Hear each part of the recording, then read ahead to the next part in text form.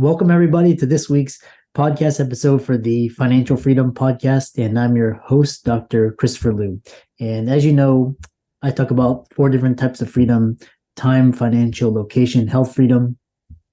And in that light, I'm always interviewing artists, creators, influencers, entrepreneurs on the cutting edge, changing the world, impacting their audiences. So today's interview is going to be all about podcasting, how podcasting can help your audience, your business, as well as the different business models around it. So to help us with that, we have Spencer Carpenter, and he loves discussing the power of podcast interviews. He's also a podcast booking agent. He's booked over 800 plus interviews and garnered over millions of listeners. And a lot of the guests on my show have gone through Spencer. So it's going to be a great conversation, and I'm excited. So Spencer, welcome. Hey, thanks for having me. I really appreciate it. And I'm looking forward to being able to provide whatever value I can to your listeners. Yeah, we met through Podmatch, and it's a great community. And tell us more about your story and how you founded Outlier Audio. Yes, sure. So I was in music for 15 years. And, I started off booking concerts in my hometown because my cousins wouldn't let me into their band. And I kind of just kept going after high school. I scaled that up to doing multi-day music conferences and festivals, and I ran a couple record labels and did other types of talent representation. But pretty much no matter what I did, I was on either side of talent representation. And then when COVID shut down the music industry, I had already been listening to podcasts for a little while, mostly around different types of investing and like real estate investing. And I would hear people were talking about how, they didn't do very well in school, but they were able to figure out how to flip houses pretty well.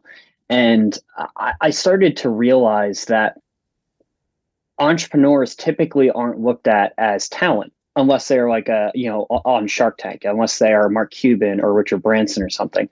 But there are a lot of talented investors and entrepreneurs and business professionals out there. And I just thought people, they should start being looked at as more than just their profession, but like they're talented at their profession.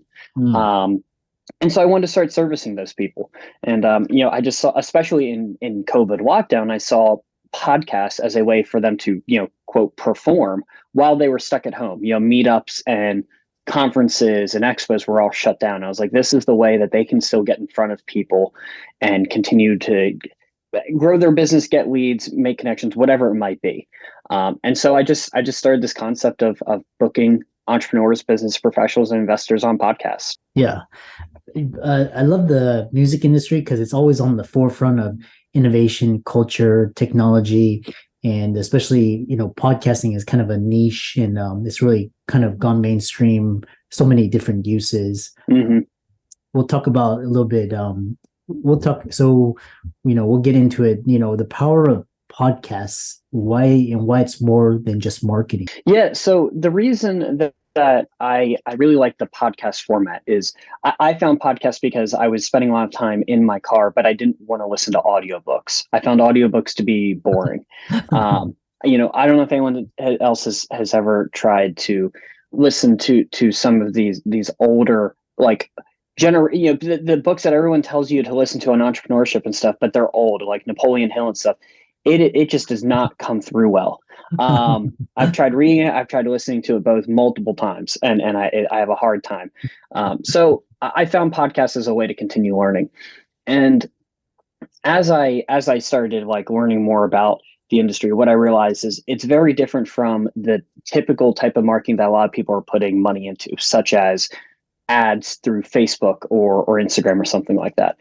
That's disruptive marketing, where you're trying to, you need to create a piece of content that's 30 or 60 seconds long. You need to get someone's attention. You need to keep someone's attention. You have to get them to your website. You have to get them to convert. Maybe there's other steps in there. And you have to do it all with this 30-second piece of content. And what I liked about podcasts is the long form conversation where the listener can learn about the person they're hearing, their motivation. They can learn why they're passionate about it. They can hear jokes, they can hear their personality and stuff like that. And I just found that there are all these businesses fighting for the attention of people for seconds, when there are people volunteering to listen to podcasts for 45 minutes to an hour. And Mm. so that whole time is rapport building. And maybe it's a smaller audience than what would happen if you were running ads, but that quality time that's being spent with the listener, getting to know the speaker more, is way more valuable than any ad on TV could be. I mean, look, I'm not saying that big brands aren't being successful TV ads, but I'm saying to really learn about an individual, you can't do it with a short clip. And so I think that it's not that podcasts are undervalued. People understand the value of podcasts, but I think this is one part of it that a lot of people, if they're not really into marketing, don't really grasp, is just how valuable 45 minutes of someone volunteering to listen to you is how valuable that is. Yeah, a couple of points you brought up was really interesting. Is just it's fascinating, just the types of mediums, like how you can reach people, and it just how you can educate people. And it's not just it's not just traditional books anymore. It's like videos. It's anything in media and content, Mm-hmm.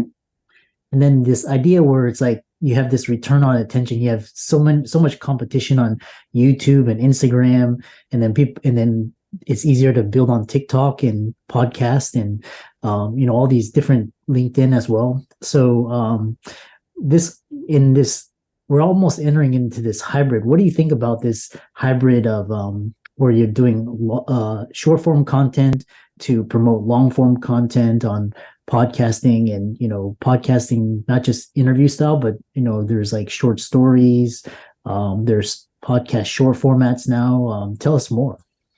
I mean, I think they cater to not just different demographics, but just different personality types. Like I do not care about TikTok personally. When TikTok came out, I was like, this is just one more social media platform, and I've gone through plenty now. I don't need another one. I understand the value of it. I especially understand that their algorithm is better than the rest. But it's not for me. But there are plenty of other people it is for. It's clearly successful. And so if an entrepreneur can learn how to use all of them, they can, the sky's the limit. But I think that, especially for a topic that, I work with a lot of investors, there's only so much information you can convey in a short piece of content. And even if you can learn how to condense it very well, you're still leaving out details, or there's only so many there's only so much content you can create without needing that ability to go further. That's the way I look at it. But I welcome someone to challenge me on it and just create a very comprehensive piece of content in less than 60 seconds. If you can do it, then great, more power to you. But again, going back to the idea of whether you're a podcast host or a podcast guest, if you are looking at the time being spent on a longer form medium as time that is building rapport with the listener, I mean, it's just a great tool for that. One thing is, because you mentioned earlier that you've been on both sides of the talent, and you help actually guests get on the podcast. So from your experience, how do you present and pitch your guests to a podcast, and some of the tools being used to book interviews? Yeah, so being in music, I did have to pitch people bands, that they've never heard of from across the country. I was also in sponsorship for my festival. I was kind of used to just having to create these pitches that were full of detail without also being so long that the person didn't want to read it. Over time, I found that if your opening like sentence on a pitch can explain what unique angle or value proposition you have to provide to a host and a listener, they'll read the rest of the bio, no matter how long it is, as long as you can capture them in like that first sentence. And so I typically lead with the subject line of, how to blank, blank, blank with guest name. I don't do like podcast submission. I don't want to waste the limited space in the subject line with podcast submission. And then it is typically I'm reaching out about so-and-so being on so-and-so show to discuss, topic 1, topic 2, topic 3. And I lead with my 3 best topics. And it's definitely like, you don't want to lead off with, I can speak about entrepreneurship. I can speak about marketing. I can speak about personal finance. You have to explain to them what it is you're saying that's different. And it's not always about having groundbreaking concepts. Sometimes it's repackaging it. For example, I have one client that's a real estate wholesaler, and while he was on vacation, he had $100,000 in wholesale fees come in, and so we used the topic of how to make $100,000 on vacation, and it wasn't anything special. He hired well. He had good systems. So it reinforced the conversation that the podcast host has had before about how you need to have good systems in order to scale and to be able to have income coming in when, even when you're not working. But we were able to lead with this great result of, having done it correctly. And so, there are definitely some people out there that are thought leaders that have something truly unique to pitch. And there are other people that need to work a little bit around how to create something a little more creative on a subject they might have already covered. But if you can repackage it into a way that that grabs the host attention, it works out just fine. I work for many people that, I work for plenty of financial planners and wealth managers and attorneys, these people that are legally bound by some of the things they can and cannot say. But I just get to know them. I learn their backstory, maybe learning that the person's family, I have a financial planner, and her job is to help businesses like mom and pop shops be ready for when they want to exit and retire, because a lot of people don't know how to set it up that way. And so her thing is, she was an immigrant, and her family had an import-export business, and her dad was diagnosed with some terminal illness, and it completely wrecked the ability for them to run the business, and they didn't have it set up in a way that they could sell it or get anything out of it passively. And so her whole backstory is like, I want to help businesses be in avoid the position that my parents were in. And again, she's a financial planner, which, like, a lot of financial planners do very similar things. But we're not selling the fact that she's a financial planner. We're selling her story and her motivation and why she works with the people she does. That way they understand why she's the right person for them. Yeah. And so that's really what I work with people to figure out, is what is their unique value proposition? What is the angle that they can address that maybe someone else that is not a competitor, but someone else with the same job, what's different, I like that. In this saturated day, there's like ideas are all there. And then, like, when I'm trying to choose like which podcast to listen to, it's like kind of the same concept, but if it's like, a new speaker, or like a different angle or a different slant, a different take on things, that's the value. That's what piques my interest. Right.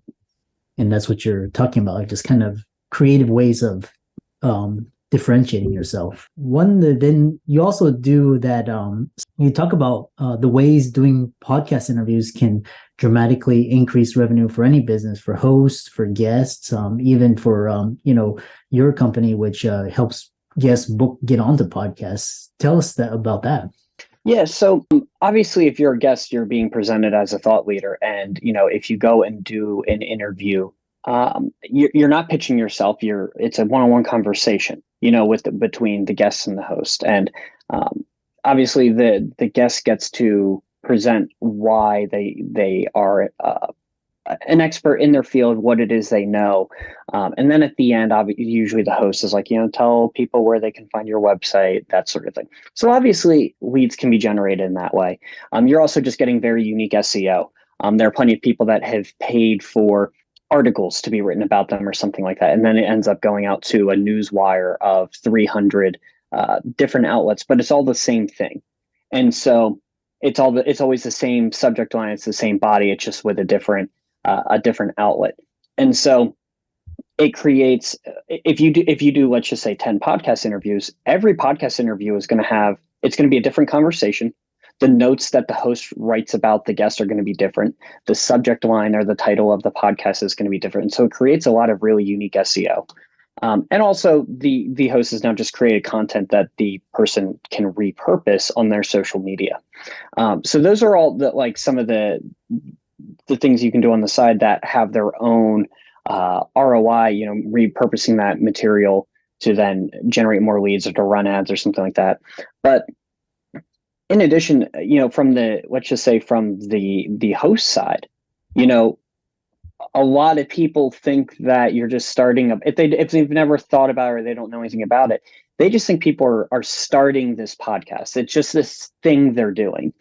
They don't realize that it's I mean, if you're doing it correctly, it's a funnel into your business. There's usually a way that you are, maybe the podcast itself isn't talking about your business, and it's not even necessarily talking about what you do, but the people you're interviewing are your potential client, or they're a potential reference. I'm sorry, a potential referral source.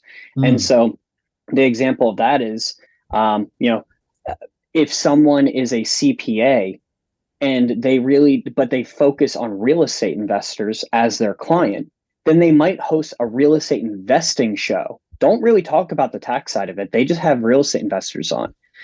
And then at the end of it, they're able to schedule a call with that real estate investor to talk about, do you need real estate specific tax advising services? And then as you're also generating these listeners of real estate investors, you're building up a base that you can collect their emails or get them to come to your website or whatever it might be, and they're also the potential client. And it's not even with the host having a show that talks about taxes, even though they're a CPA. So they could also have a show that's about taxes, being a CPA. That's great too. But there are lots of ways to set it up in a way that it is, it's going into their business. It's one of these things where sometimes people ask, like, how do you make money with a podcast? And the P&L on the podcast itself might not be profitable. Yeah. But the exposure it gave to this other area of the business, it made all the difference. That's how a lot of people like to look at it. It's part of this broader marketing campaign.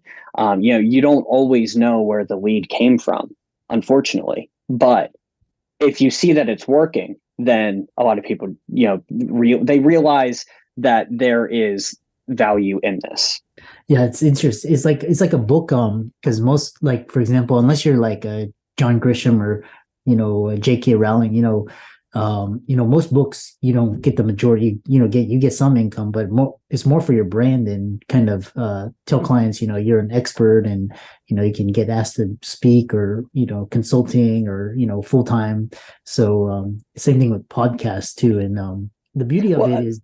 Lots of people think it's the money is on the marketing, the selling of ads on the front end, and that's like usually the bottom tier. Sorry, I didn't mean to interrupt you, but that's just how a lot of people think of it, Yeah, exactly. It's like everybody's thinking front end, but then if you think, like, the beauty of this is, like, it's a creative space, it's awesome for entrepreneurs because you can create things and try different things, and no one way is right. People use the tools and resources that they have, and so there's just so many different ways. I love this conversation. How can people contact you, follow you if they're interested in getting on the more podcasts? How can they reach out to you? Yeah, so my website is just outlieraudio.com, OUTLIER audio.com. We are also on Instagram under the same name. My personal Instagram is just my name, Spencer Carpenter, and I'm on LinkedIn as well.